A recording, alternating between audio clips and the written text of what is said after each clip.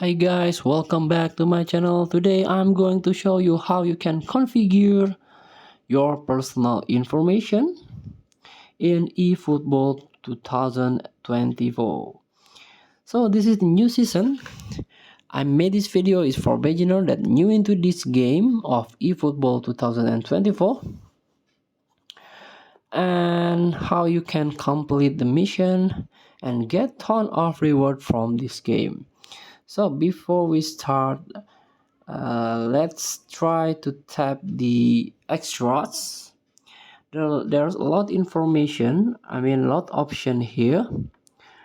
Let's tap this user information, the first one. So in this option you can see there are user details and match history. Tap the user details here. This is my personal information as you are. You can change your name here, change your username, and this is your user ID, this is my country, and this is your current highest and quartile rating. So this is, you can update it, this profile. The more you play this game, the more updated this profile. And also this is the important info, you can tap it.